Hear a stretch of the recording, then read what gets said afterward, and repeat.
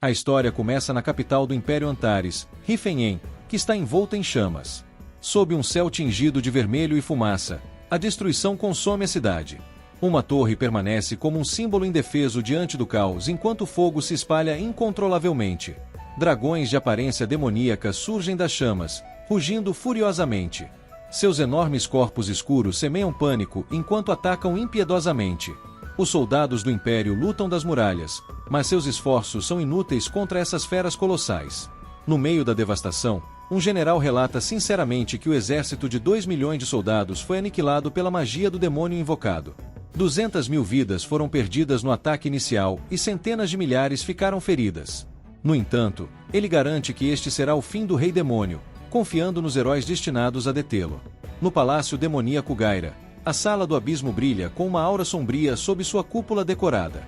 Lá, um cavalheiro surge com determinação. Alex von Alain, com a espada erguida, declara: chega de seus atos malignos, pronto para enfrentar o Rei Demônio e mudar o curso do destino. Alex proclama que chegou a hora de o rei retornar à escuridão. Na frente do grupo, o Rei Demônio, identificado como Rifenhar de Wald Antares, observa calmamente, abrindo um sorriso sarcástico enquanto a tensão aumenta no ar. Um dos aliados, Ciro, conhecido como Santo da Espada, fala com sua espada envolta em feixes elétricos. Com uma voz firme e cheia de convicção, ele declara que eles eliminarão o Rei Demônio e acabarão com o legado sombrio do Império. O Rei Demônio, longe de se intimidar, responde com um tom irônico. Ele critica as palavras de seus oponentes, apontando para o esforço que ele fez na construção do Império Antares e questionando por que eles o chamam de Império Sombrio.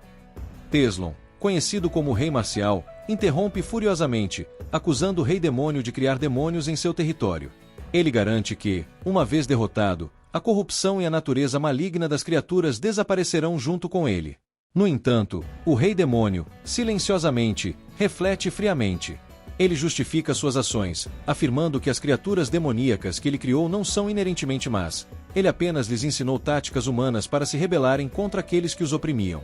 Para ele, os chamados atos corruptos nada mais são do que comportamentos humanos refletidos naqueles que antes eram marginalizados. O Rei Demônio, apoiado em seu trono, quebra o silêncio com uma pergunta direta e desdenhosa: você já derrotou meus 4 reis celestiais? Diante dele, os heróis permanecem firmes. Cyrus, confiantemente, responde que aqueles orcs imundos não eram páreo para sua espada, minimizando o desafio que representavam.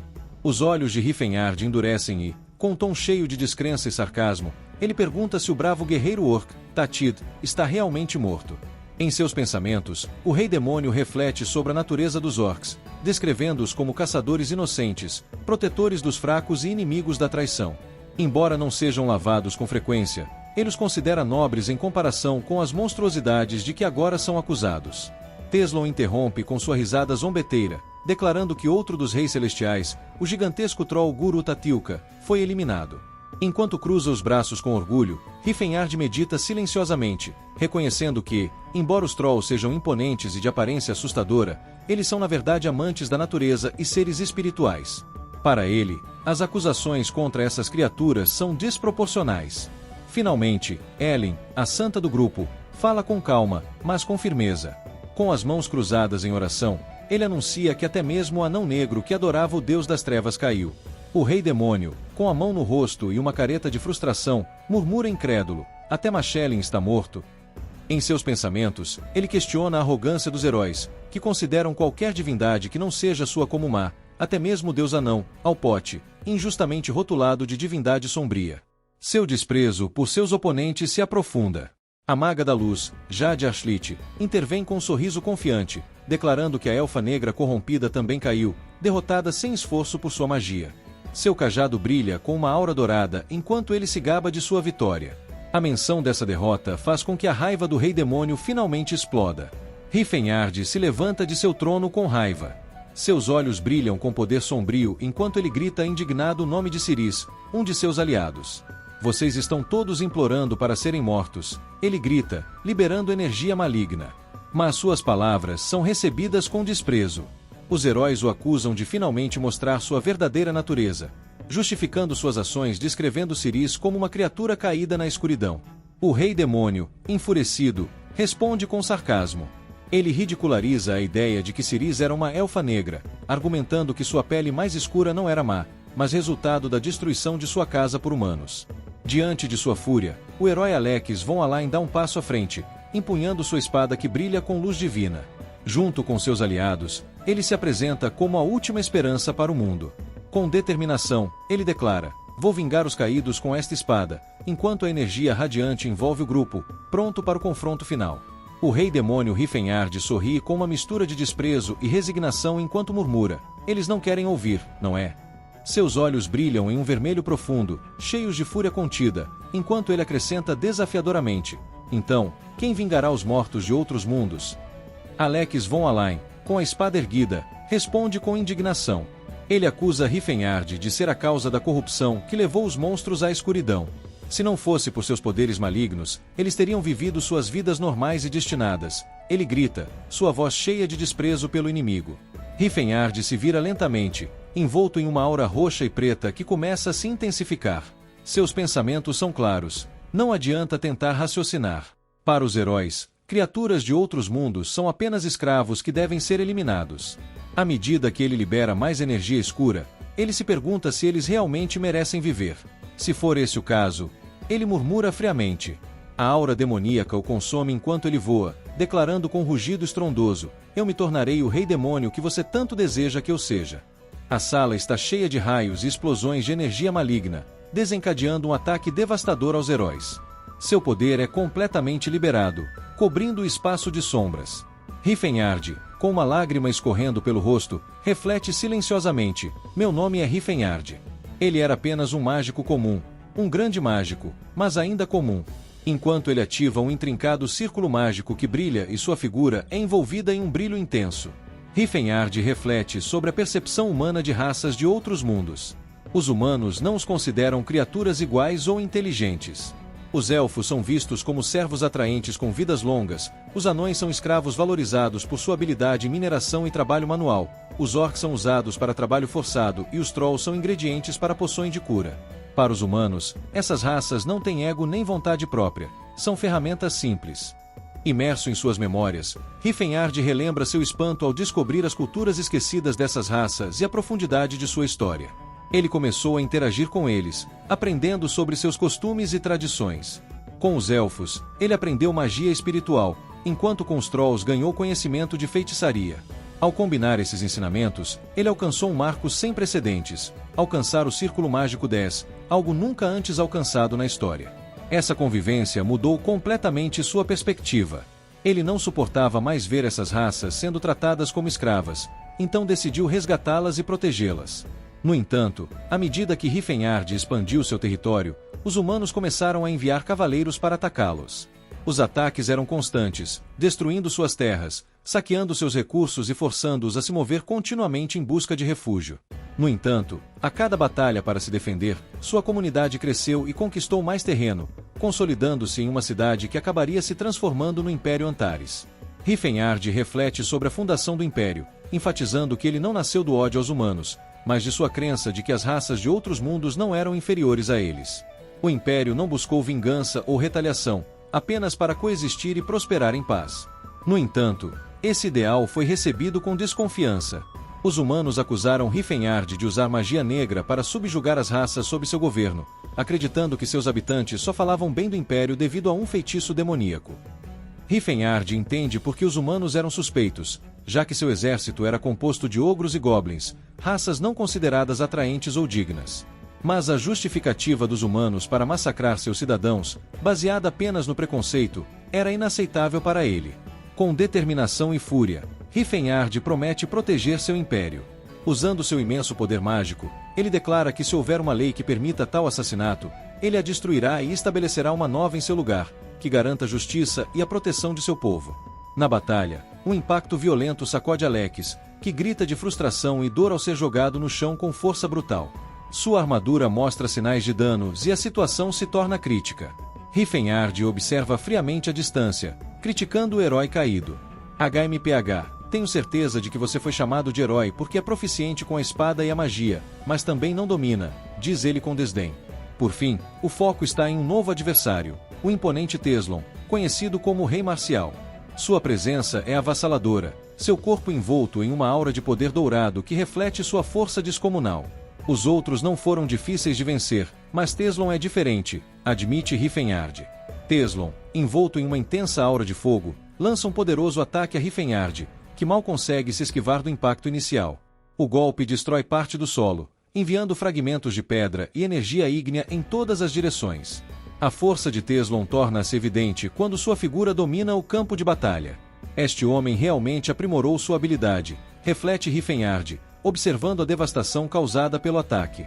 Ao contrário de seus oponentes anteriores, Teslon representa um desafio único, alguém cuja força e determinação são esmagadoras. O rei marcial continua com uma ofensiva implacável, lançando-se com uma velocidade e força que parecem impossíveis para seu tamanho. Rifenhard se move rapidamente, esquivando-se enquanto mantém uma expressão séria, reconhecendo que esse oponente será difícil de derrotar. É a nossa vitória, Rei Demônio Rifenhard. Teslon grita com confiança, preparando outro golpe destrutivo. O impacto ocorre e Rifenhard é violentamente espancado, caindo no chão em meio a uma explosão de luz e fogo. Rifenhard não desiste facilmente, no entanto. Tosses e cinzas enchem o ar quando você se levanta, respirando pesadamente. Orgulhoso, ele olha para ele e comenta com arrogância: "Isso é tudo que você tem? Eu bloqueei com magia." Teslon observa que era de se esperar do líder dos demônios. No entanto, Rifenhard, ferido e exausto, sente uma dor aguda percorrer seu corpo. Você percebe que sua coluna está quebrada e que ele morrerá se a luta continuar. Do topo da parede, Teslon observa friamente, andando firmemente, seu corpo envolto em uma luz escaldante. "Vou mandá-lo para o seu julgamento," ele declara com uma voz firme e autoritária, avançando como uma força imparável. Rifenhard, com os olhos estreitos e a respiração pesada, murmura com um sorriso amargo: "Você venceu, bom trabalho." Teslon, indiferente, responde calmamente: "Acho que os outros finalmente se libertarão de suas restrições demoníacas." A expressão de Rifenhard muda drasticamente quando ele ouve essas palavras. Seus olhos se arregalam quando um pensamento amargo consome. Liberte-se de suas restrições demoníacas. Isso significa viver como escravos. É esse o seu destino natural. Sua raiva começa a ferver novamente, enquanto seu corpo maltratado se endireita com esforço. Uma mistura de dor e resolução queima em seus olhos. Enquanto ele rende os dentes furiosamente, seus pensamentos o dominam. "Eu ia desistir, mas não posso." Rifenhard, contra a presença devastadora de Teslon, reúne o pouco poder que lhe resta, determinado a não deixar seu povo ser acorrentado a um destino de escravidão. De suas vestes, ele tira um artefato brilhante e estranho, um orbe envolto em uma aura mística. Seus olhos se enchem de determinação enquanto ele olha para ele. O olho do tempo e do espaço. O artefato mágico que encontrei em ruínas antigas. É tão poderoso que nem eu, um feiticeiro do 10º círculo, consegui decifrar completamente seus segredos. Teslon, percebendo a ação de Rifenhard, franze a testa e grita com urgência: "O que você está tentando fazer?" Mas o demônio o ignora, concentrando-se no orbe enquanto canaliza sua magia para ele. O feitiço da regressão do tempo e do espaço, ele murmura, sua voz carregada de desafio. Um feitiço que pode reverter o tempo e desestabilizar a providência dos deuses. Rifenhard, ciente do perigo, é rápido em pensar: "Não sei se vai funcionar, mas não tenho nada a perder tentando." Teslon ruge de fúria, avançando em direção a Rifenhard com o punho cercado por uma energia abrasadora. "Rifenhard!" Seu grito ecoa enquanto o chão quebra sob seus passos. Mas o demônio, imerso em seu desespero, continua. "Eu não posso morrer." Rifenhard repete várias vezes enquanto suas mãos envolvem o orbe em energia caótica. "Eu não posso morrer assim." Sua determinação é inabalável, mesmo quando o ataque devastador de Teslon está prestes a cair sobre ele. Em um instante, o impacto do punho de Teslon encontra o poder do orbe. Uma enorme explosão ilumina o céu, envolvendo os dois combatentes em um flash ofuscante de luz e energia. A luz consome tudo ao seu redor, deixando para trás um silêncio misterioso enquanto o mundo parece parar por um momento. Na cena seguinte, ocorre uma mudança drástica de atmosfera. Um som calmo e pacífico enche o ar, o canto dos pássaros. Uma brisa quente acaricia as cortinas de uma cabana de madeira no meio de uma floresta tranquila. O sol se filtra através das folhas, iluminando a cena com um brilho pacífico. Ponto de dentro, uma voz perplexa pergunta: "Ainda estou vivo?" Lentamente, os olhos dourados se abrem, refletindo confusão e surpresa. É Riefenard, mas algo não está certo. Deitado em uma cama simples, ele observa o teto desconhecido e sente seu corpo, claramente surpreso. Realmente funcionou. O feitiço que ele não conseguia nem decifrar no meio do caminho. Eu ativei. Eu sei que sou um gênio, mas não achei que realmente funcionaria. Confusão e perplexidade invadem sua mente. Onde estou? Parece que eu pulei na linha do tempo. Mas eu já estive em um lugar como este no meu passado. Finalmente, enquanto observa seu reflexo cuidadosamente, ele deixa escapar um comentário cheio de descrença. Quantos anos eu deveria ter agora? Ao examinar seu físico, ele comenta, olhando para o meu físico, a maioria dos jovens choraria de inveja. No entanto, não demora muito para ela se questionar enquanto olha mais de perto na frente do espelho. Ele olha para sua musculatura que marca o corpo que ele agora ocupa. Com óbvio desgosto, ele reclama, e todos esses calos? Este corpo está cheio de músculos. É nojento. Riefenard, acostumado a confiar em sua magia, descarta a utilidade da força física e comenta sarcasticamente, perguntando, o que é isso? Para que serve esse tanquinho inútil? Em um momento de reflexão e arrogância, ele menciona, é estranho que eu mesmo diga isso, mas meu corpo durante minha juventude conquistou muitas mulheres. Ele até se regozija em como, à medida que envelhecia, sua elegância e carisma fizeram vários elfos chorarem. Finalmente, olhando para o rosto no espelho, ele expressa sua decepção. E essa cara boba? Onde está meu rosto elegante? Meu feitiço falhou? É por isso que estou no corpo de um estranho. Mas rapidamente, ela percebe algo familiar em seu novo rosto. Ele examina cuidadosamente as feições refletidas no espelho. Essas sobrancelhas castanhas grossas, esses olhos tenazes, essa boca teimosa. Ele chega a uma conclusão alarmante. Se esse corpo ficar maior e deixar a barba crescer, seu olhar se arregala quando ele percebe que está no corpo de Teslon em sua juventude. De repente, um grito interrompe seus pensamentos. Teslon é ouvido de fora da sala. Um homem robusto com um semblante severo entra na sala, iluminado pela luz do sol que inunda a sala. O homem fala com ele irritado. O que você está fazendo aqui? Por que você ainda não saiu? Riefenard, agora envolvido nessa situação peculiar, olha com confusão e um toque de nervosismo para o homem que parece ser uma versão mais velha do próprio Teslon. O homem ri alto e exclama com entusiasmo, vamos ter outro grande dia hoje. Sua presença enche a sala enquanto a luz do sol brilha atrás dela, realçando sua figura imponente. Riefenard, ainda processando o que está acontecendo, dá um passo para trás, olhando com espanto e um toque de terror para o mestre.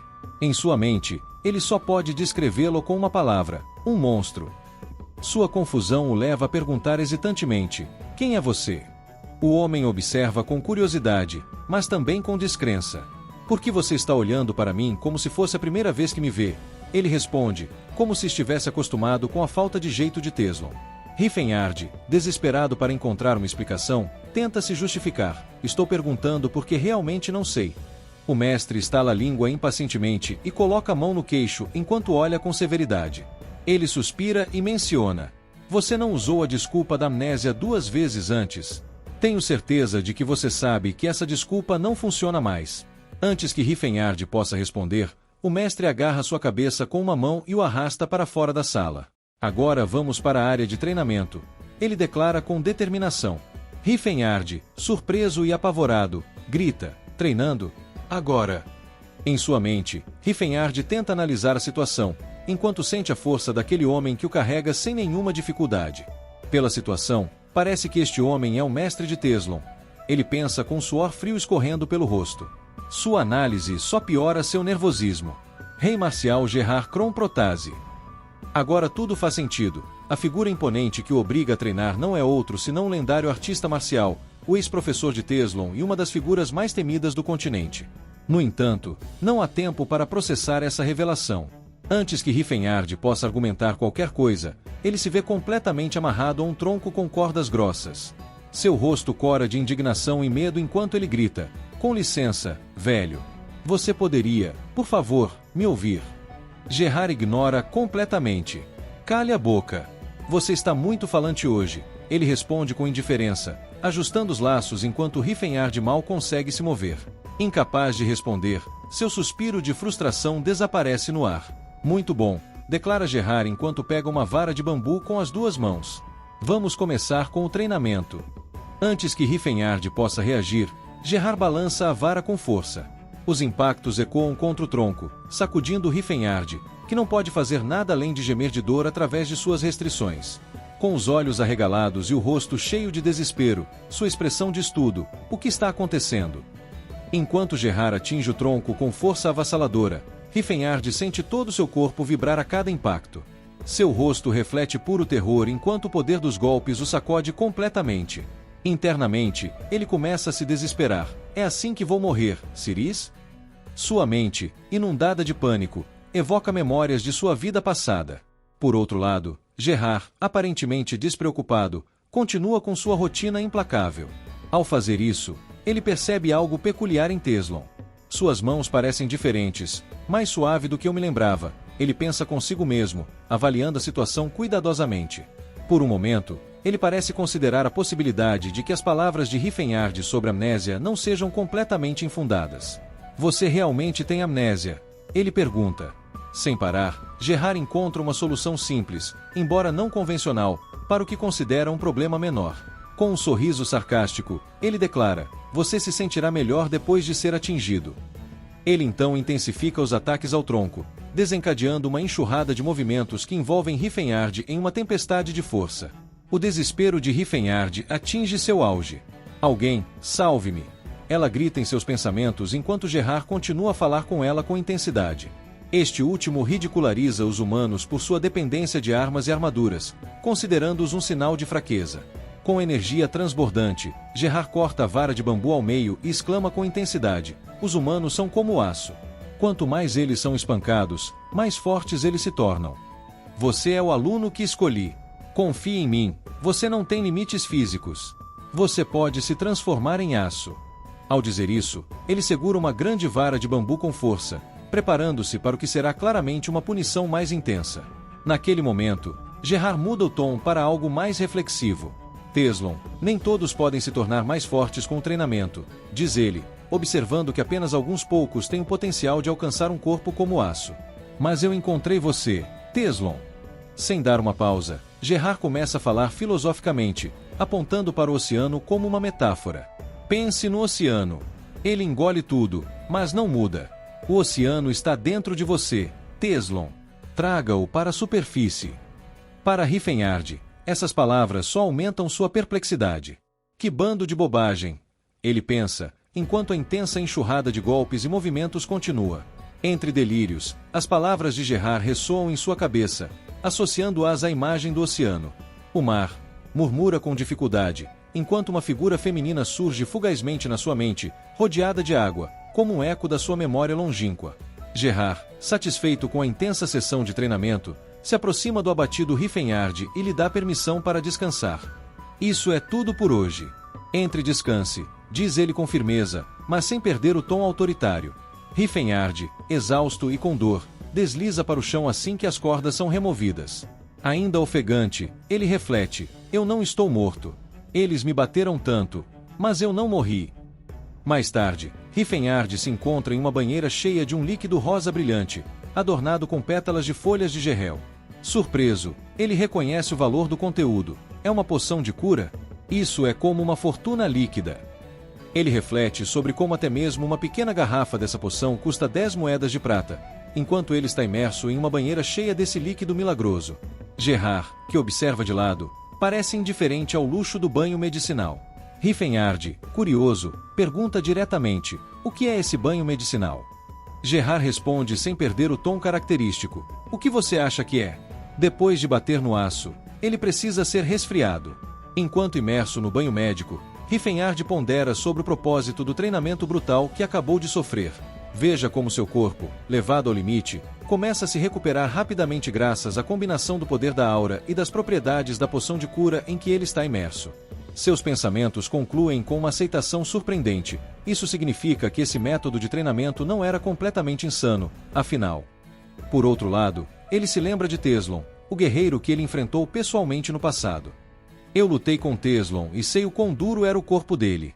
Tenho certeza de que ele repetiu esse tipo de treinamento desde jovem. De sua parte, Rifenhard, enquanto mergulha em seus pensamentos, sente uma profunda sensação de perplexidade e curiosidade. O vapor do banheiro cobre o quarto, enquanto um luar fraco entra pela janela. Olhando para o céu noturno, ele se pergunta: então, o que aconteceu comigo desta vez? Se isso é passado, onde estou? Uma imagem difusa surge em sua mente. O jovem Rifenhard existe neste momento? Duas versões da mesma alma podem coexistir na mesma dimensão de espaço e tempo. Imerso nessa linha de pensamento, ele desenvolve duas hipóteses. Primeiro, eu, que agora estou no corpo de Teslon, posso coexistir com o jovem Rifenhard. Enquanto ainda submerso na água medicinal, Rifenhard continua a desenvolver sua hipótese. Segundo, no corpo do jovem Rifenhard. Seu olhar, fixo e pensativo, parece estar perdido nas ondulações do banho quando ele conclui: aí está a alma do rei marcial Teslon.